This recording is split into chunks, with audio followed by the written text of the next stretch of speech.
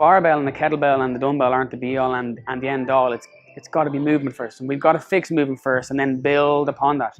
And unfortunately, that's just where I found years ago. That's just what wasn't happening in place. You were going into XYZ Globo Gym, and it's the gets shown around by your fitness instructor, and this is that machine, and this is this, and this is how you turn on a treadmill or a exercise bike, and that's not coaching. And what we want to offer, and what we've always offered, is that coaching and helping people understand why they're doing this and why they're doing that, and why that's coupled with this, and why your A piece is this and your B1, B2 piece is this, and how the program leads through. And then we're going to call everybody in and explain, the conditioning piece is going to start, and there could be 8 or 10 people doing the conditioning piece, but within that one conditioning piece there could be 6 variations of aerobic work. Definitely breaking down those kind of misconceptions and that initial barrier of getting someone in, and saying, look, this is for absolutely everybody,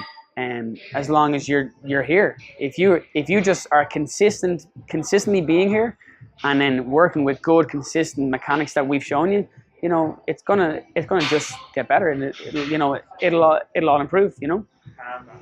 Yeah, the camaraderie in the community is the greatest part of it all. Absolutely, by a mile. And you can argue back and forth about programming and about group training and about blanket programming versus individualized programming. We strongly believe in different programs for different types of clients, and then individualizing within those different types of clients for the individual. Because of short and long-term trainees and different body types and different training experiences and different goals, and a functional fitness competitor versus a weightlifting competitor, like you can't train them the same. And people can come back at me and argue about that, and I go, fine, let's debate it. But deep down, everyone knows, if you're a functional fitness competitor and you're a weightlifting competitor and you want to compete, there's got to be different avenues. You can't all go down the same avenue and then jump off and do a weightlifting competition, and then jump off and do a functional fitness competition and expect to compete. You can have fun, but you're not going to compete to the best of your ability unless there is that individualization. Went to California I was training different programs, like doing some CrossFit training, some starting strength work, some Catalyst athletics programs. I've been doing that for a couple of years and trying different things, and enjoyed it all. But there was nowhere where I could go where I could do all that. And I had access to the space and the equipment, and a place where I could implement all that, out where I was from. Because out here, Malahide, Concealy, Portmarnock, all that area, Swords, there was nowhere really where you could go and you could have access to that kind of training or those kind of programs and that kind of coaching. So after being to California and meeting all these different coaches and seeing all these different gyms, I was there for nearly 3 weeks, traveling around up and down California, and decided to come home and put into action a plan to open a facility out here, where I could do that, and where I could give those programs and that experience to friends and people I knew who were looking for that different experience of training, and not going to a standard commercial gym to either jump on a treadmill or just do an old school kind of bodybuilding routine that they didn't really know any better about. You're looking to give people a different experience, and an experience of a long-term training facility where they can have programming and coaching that they've never had before, and that's what basically came about, because everybody that came in here and joined had been going to XYZ Fitness, Globo Gym, whatever it was, or just out on the road running or whatever it is, but they never had any structure of either a strength program or a CrossFit style program or a functional fitness style program or a weightlifting program. So when they all joined here and they had the coaching for that, the equipment for that, the space for that, and the access to all that, it was a no-brainer. And I still get kind of jealous of everybody else back in the day starting it here because I never had that, the ability to go into a place like this and join.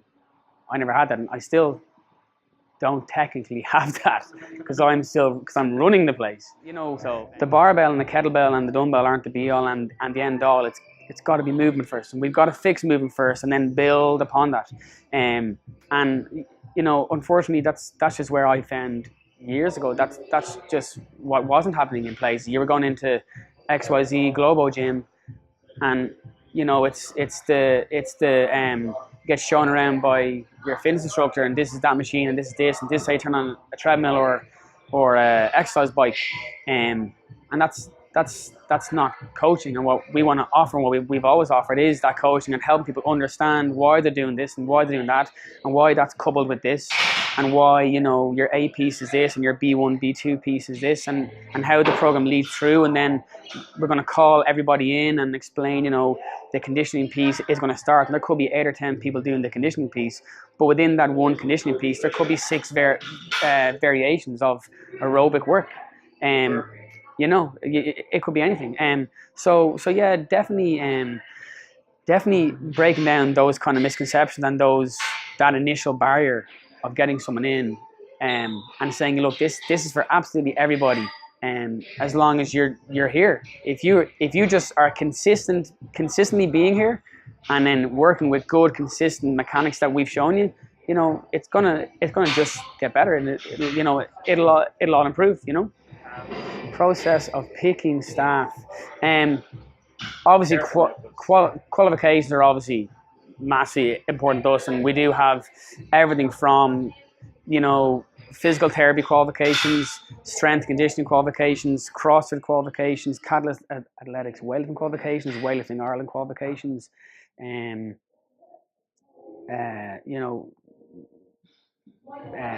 sports science degrees, lecturers, within the fitness industry. So we have a broad range here, which is massively important to us. But what's really important in my eyes, probably just as important, is we want personable, friendly staff working here that can talk to absolutely anybody that comes through the door, and help that new member or that long-term member feel at ease and feel like this is their second place, this is their second home. It's like Evan says, you've got your two places. You've got work and home, but we want this to be the third place. This is work, home, and your community here. So with the guys, we've got different personalities. They come from different sporting backgrounds. They've all had different training experiences, and they all train similarly, but they all train differently as well. Weightlifters and competitive weightlifters. We've got CrossFitters and competitive CrossFitters. We've guys who are in strength programs, and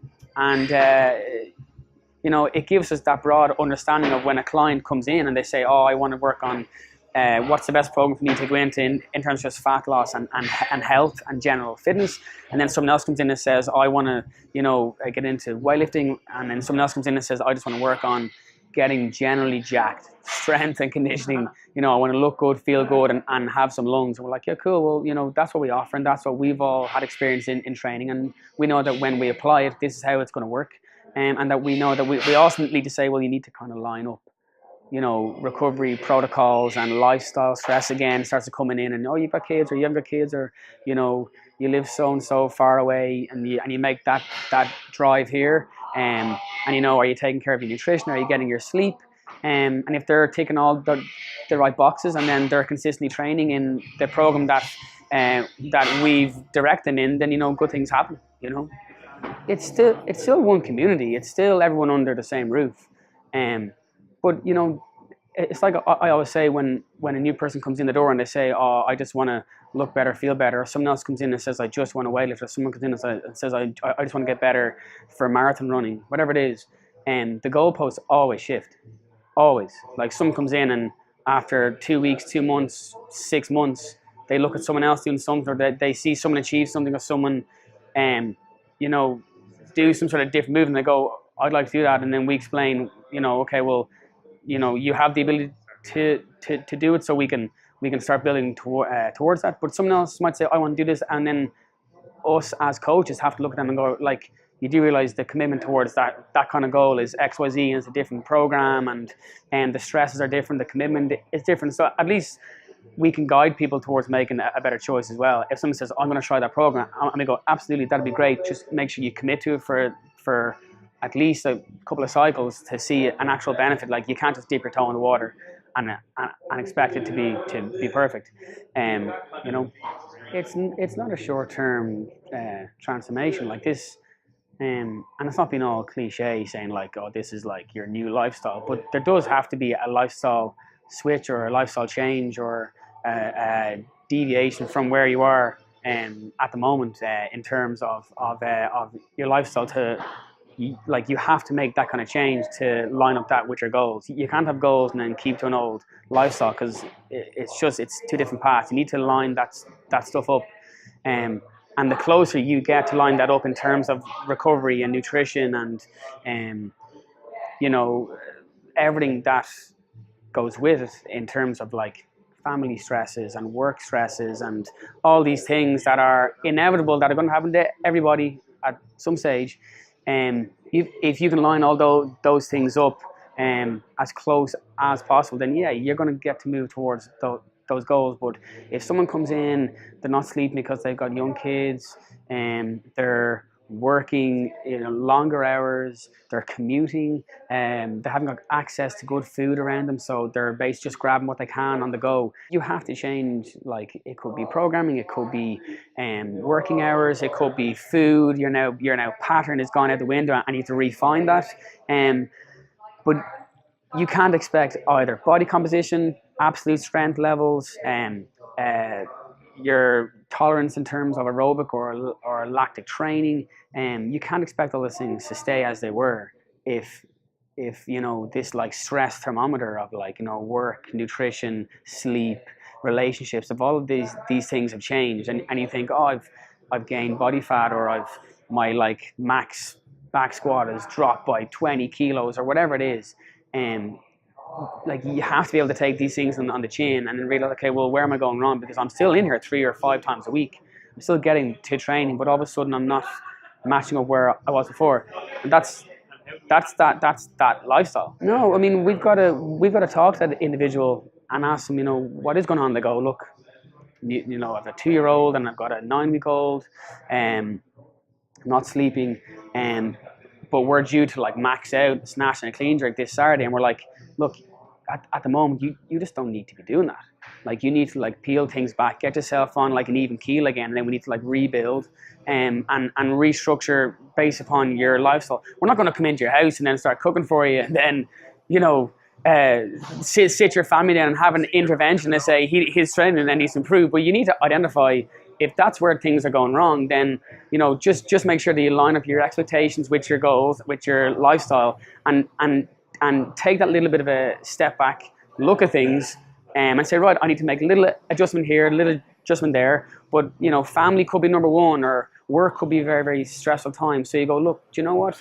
Instead of a competition style functional fitness CrossFit program, I might peel back to a fitness program for the moment, which basically lowers your stresses. It's more towards body composition, function, movement type training. You can still get strong and look good, but maybe you don't need to be doing lactic threshold work at the moment, because it's just not going to line up with where you are.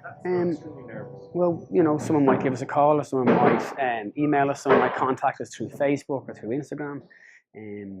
But what we do generally is we arrange them to come in for that one-on-one intro. So they meet myself or one of the guys, and I mean, we're a very friendly bunch, and we come in and we just chat through them and make sure that we clear up any misconceptions about what this place is. Like, it's a gym for everybody, from the beginner to the advanced functional fitness or weightlifting competitor.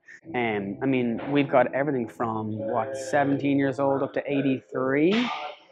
So we've got a broad range, and we've got people who are here for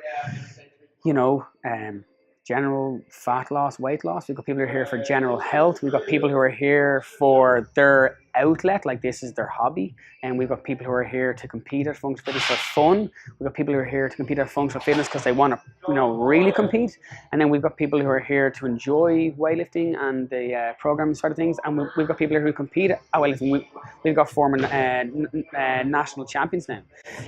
So we've got this broad range, and it's just to show that anybody can walk in the door. Once they meet one of us, they can be put at ease, because we can explain, look, if you've done absolutely nothing before, you can't touch your toes. Never mind your, do a squat, or you can't do a waiter's bow, and you can't do any of these things, and you never had any exposure.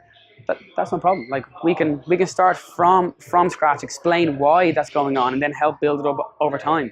And yeah, we're all moving forward together in terms of building a bigger and stronger community, but also a more educated community of people who come and train with us.